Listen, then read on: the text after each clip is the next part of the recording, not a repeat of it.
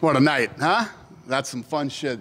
I love this. Love it, love it, love it. What a great night. Yeah, it was good. I mean, I was going to start right there, right? I mean, obviously, anytime you give 5 contracts, that's a good indication. But then also, like, 3 big underdogs hit as well. So, overall thoughts? This has to be like one of, I don't know, felt like one of the more exciting nights we've ever had here.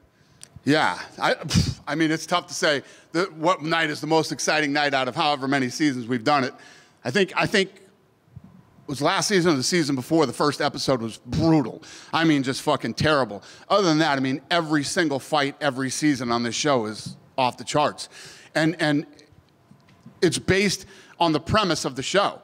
We don't care what you've done before you came here.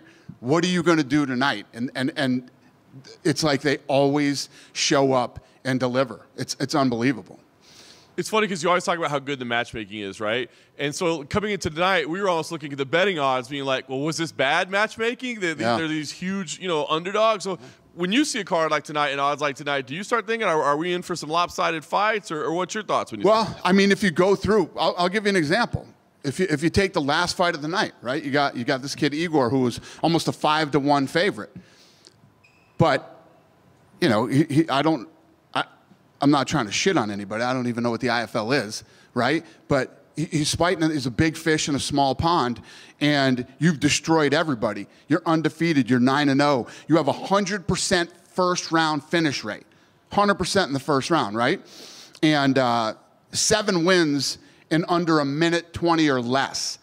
So then you come in here and you get lined up with this crafty Korean dude who has great head movement and awesome counter punching and wants it just as bad, or we saw tonight, worse than you do, And tonight, as I watched that fight play out, I saw Igor start to think, maybe this isn't for me. Maybe this isn't what I want to do for the rest of my life. That's what it looked like to me, You didn't prepare right, or, Never did he start trying to get out from underneath it. He didn't try to walk up the cage and get up and have the desperation of, I need to finish this fight to win this fight. None of that happened. So you just lay there and let, your opportunity go by. Or you come out like some of these underdogs, right? How fucking dare you make me a 13-1 underdog? How dare you make me a 4-1 underdog? And that's how you fight. Talking about Eunice, I mean, you gave her the contract before she even got out of the cage. You brought her back there first. But, I mean, you're talking about an upset of the year. You're talking about a knockout of the year. In the biggest upset in the history of the Contender Series, you know what I mean? Mick was telling us that he was going through his text chain with her and her people. She almost didn't come. She has no money. She doesn't have $1 to her name right now. And people were, she gets per diem. What happened to her per diem? Her per diem got messed up and all this stuff. So the staff had to go grocery shopping for her. And then she comes in and does that. I mean, fucking, let me tell you what, she ain't broke now. Well, it's funny, right? Because you straight up said, like, I don't even know what else you can do. I don't know if you can grapple. I don't know if you can defend a takedown. I don't know what you can do, but we're going to let you in and try it, whatever you can do. I mean, you don't see women knock women out like that. And the girl she fought was a 13-1 favorite. The girl's this beast, a specimen. She came out and just started letting her hands fly. She knocked her out in 1:13, but after that first big exchange they had where she was hitting her with the shots, and then there was sort of a lull and they were staring at each other, she already had a hematoma above her eye. And, I mean, damn. It was just, if you can't tell, I got kind of caught up in that whole moment. But the whole place did. I mean, very, very rare that the entire place erupts here for the Contender like it did tonight. I mean, that was incredible. That was special, what we saw tonight. That was fun. I think that stole the show for the whole night for sure. But it was funny because the first fight of the night, you're going into the cage. You don't do that a whole lot, right? Yeah, well, that was the other thing. Both of those kids were 24 years old. And, my thing was, however the judges score this fight, however this plays out, both of you have a bright future in this sport. Both durable, tough guys, well-rounded, no matter where the fight went.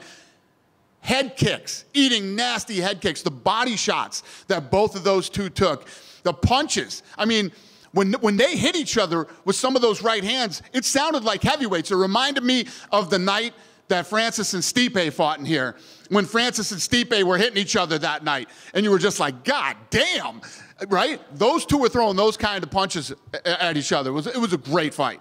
So I don't know that we've seen you this excited about a night in a long time. So I guess what's the overall message? Because there's still quite a bit of season left, right? So what would you tell the rest of the competitors that they can do? If you don't know by now, I don't know what to tell you. I mean, like I say, this is your opportunity. After the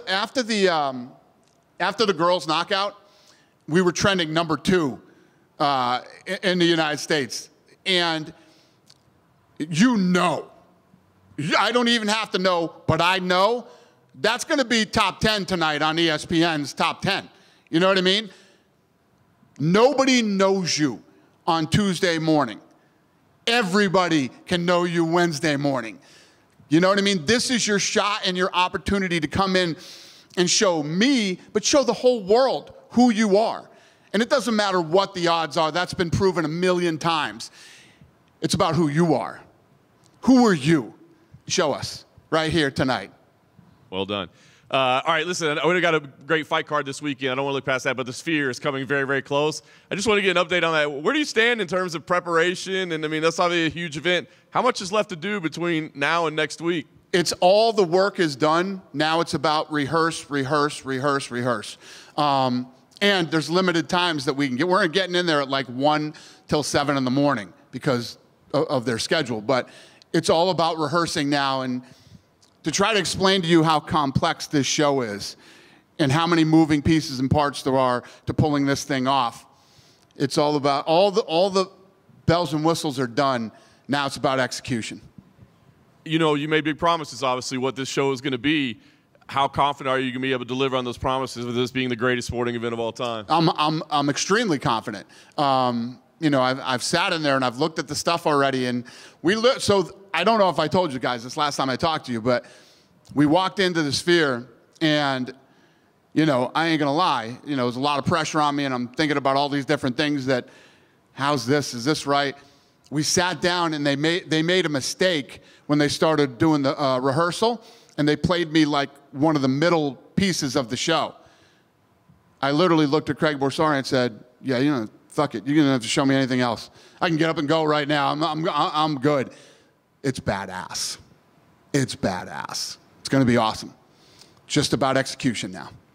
Last thing I have for you, I don't know how long we need to talk about it, but couldn't help but notice a Jon Jones promo that ran tonight. What? Yeah, it had a lot of things calling him the GOAT, talking about his accomplishments. Yeah. Now, was that something you'd been planning for a long time that just happened to roll out this week, or was that a direct response to anything that happened here last week? I was in the back. I didn't even see it air. I didn't even know they aired that. There was a lot of stats about him, who he's beaten. I don't know. Did you guys read them? There was a lot of stuff. Did you guys read the stats? It didn't talk a lot about the guys recently that he's beat. It talked about his whole career. Right. Still, well, you recently just beat the heavyweight, the #1 heavyweight in the world.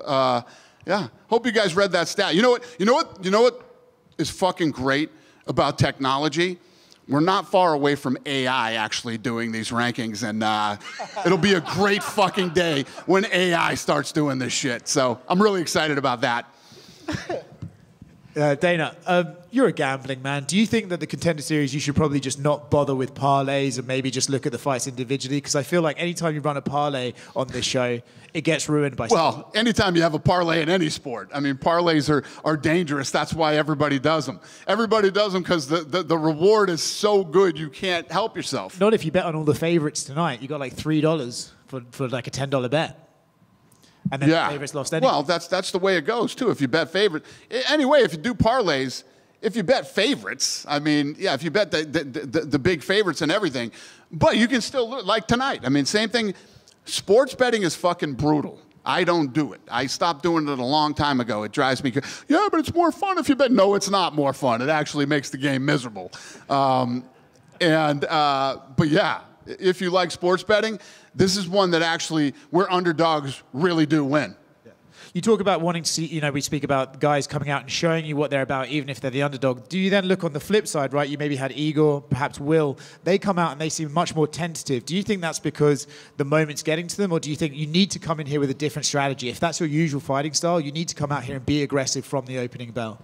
Yeah, listen, if you're undefeated 9-0 and have seven finishes in under a minute 20 of the first round and 100% finish rate in the first round, that's exactly how you should fight. Yeah. Going back to the Sphere, you said it cost $20 million, right? Can you tell me, is it going to be like, let's say you did it again, it's another 20 million, or because you're the first people that are doing this, that's why it's so high? And if you were ever to do it again, you could get those costs down a little bit. Yeah, no, I don't think you can. I think that, you know, obviously the technology of the Sphere is all new. So you have to shoot in a different format than you normally do. And you know, the thing is with us is we don't cut corners. We don't cut corners. We do everything the right way. So if you think about that, our production value is usually here, right? Compared to even HBO boxing, which, you know, they were the gold standard, but the only thing they did differently in 30 years was HD. It was all the same shit, right? You know, I would take us from here to the ceiling on what we're doing to the Sphere. I told you guys before, I believe that this is a game changer. This is where sports and entertainment truly come together. And I think what you'll start to see is some of these arenas start to change the way they're, you know, a lot of these places are being built right now, new arenas. A lot of them are being refurbished and redone because they're old. I think you'll start to see them start to add better technology to the arenas where you go to the, you know, the Lakers game and you got a guy juggling and, you know, the mascots dunking balls at halftime and stuff like that. I think you'll start to see more entertainment-based stuff happening at halftime. Is there stuff you guys can take from the Sphere that you can then use? Oh, we will. We already have. I mean, some of the cameras and some of the technology we're using for this, we will absolutely spill over into the, you know, the events moving forward. Great. Last one from me. Your partner, Turki Al-Sheikh, said today that he wants to make boxing pay-per-views like $20. He thinks that's a good way to combat piracy. I'm not asking you to change your pay-per-view price, but as someone who knows the numbers, is that a valid way to combat piracy, or do you think you need to focus on punishing after the fact? Trust me, we know exactly how to combat piracy. You know, I won't tell you extensively what we do every event, but we go after piracy hard, and you saw a few years ago we started prosecuting people. That's how you combat piracy. Start fucking prosecuting people for stealing. There you go. Dana, to your right. Yep. How many people on the roster now? Like, you've given 13 out of 15 winners contracts this week. It seems like your roster, are you at 700 now? What's the number, you know? What? Under 700. Is that a workable number for you to get, you know, or is there going to be some pairing going on at the bottom of the roster? Yeah, I think that, you know, every time you get into a cycle, there's cuts that you have to make. You have to make a certain amount of cuts at a certain point in time. But the reason we can pull off a lot of the things that we do is because we have such a deep roster. You know, we you know, this year we had Ige come off the couch and basically come from home, watching the pay-per-view at home to come fight. When you have a deep roster, you can do stuff like that. You can pull fights out 4 days, 5 days before, and, you know. I was thinking tonight when you were doing this, is it about strengthening the bottom of the roster and then seeing where they go, or is it just looking and saying, I want to see guys that can be top 10, top 5, potentially champions? Is there one way that you look at it more than the other? My goal every day when I go to work is I want to find the absolute best fighters in the world. I want to put on the best production that we can in-house and on live television every Saturday that we possibly can. And to do that, you need shows like the Contender Series, and you need to find these people, bring them in, and give them the opportunity. When you look at Dubin and what she did tonight, I mean, what do you see in her growth-wise? She fought, I guess, 5 people, all of whom made their pro debut. Yeah. And so there's basically nothing really to go on looking at her past performance because she hadn't fought anybody. Here's what I'm going on. I'm going on the fact that she was a 13-1 dog tonight, the adversity that she had to go through to even get here, the fact that she came out against a girl that she was not supposed to beat, who is an absolute physical Who here thought she was going to win this fight tonight? I mean, raise your hand so I can call you a liar in front of the whole world. She comes out tonight and it doesn't surprise me. And one of the nastiest knockouts Forget about the Contender Series. You'll see in women's fighting. I mean, and it was with a punch, not a head kick or a knee. She's going to get an opportunity. What she does with it, we will find out, you know. Hopefully, she takes all the money that she made tonight and she goes back. She gets into a real training camp and gets with a real team, and she tries to go do something with her life. Did you give her extra bonus tonight? Because yes. Okay. Yes. Also wanted to ask you, did you see Alex Pereira's tweet today or Instagram post today? I didn't, but Lene told me about it. Yeah. So what's your take on that? So because I wrote a thing and I basically said if he goes to middleweight, forget about him ever fighting at heavyweight, right? What is your take on his? He seems to have this kind of unusual interest in middleweight for whatever reason. There's a lot of contenders. He hasn't fought Ankalaev yet. I know Ankalaev has a fight, but... I disagree. My take on him is he's fucking nasty. That's my take on him. He wants to move up. He wants to move down. He wants to go That's why people love him. Those are the type of fighters that people love. You know, Pereira wants to fight everybody. I love it. So what do you do with a guy like that when you have a guy like that? And Dricus, hey, look at the run Dricus is on, right? I mean, he's kicked ass and, 1, 2, and 3. I think he's beat in the rankings and everything. So you promise a fight to Strickland. If Dricus comes out of that, would you grant Alex's wish, assuming he beats Khalil? I don't know. The thing that's great about it is, first of all, I said a minute ago, it's why everybody loves him and he's great. But it also gives us a ton of options that, as we're in matchmaking, should we do this? Should we do that? Shouldn't we do this? Shouldn't we do that? I don't know. It's a good problem to have with a guy like him. And, I know. How about he's on vacation in Australia and accepts the last-minute fight? I mean, just everything about Alex Pereira is what makes fans absolutely love the guy. He is 37 years old. That's, the one, when you look at the one negative in terms of if he goes down, and the reason I call it a negative is this. If you want to see him try to make history and win a heavyweight title and become the first UFC champion to do it in 3 divisions, you're talking at least another year, right? And at that point, he's past 38, heading to 39. Time becomes an issue there. So do you ever have a conversation with him and sit down and try to, kind of map out a little bit, say, because that would be so unusual, Dana, to win a title in 3 weight classes. Right. And he's a big man, and you put on 10 or 15 pounds of muscle, and he's 245 just like Jones. Yeah.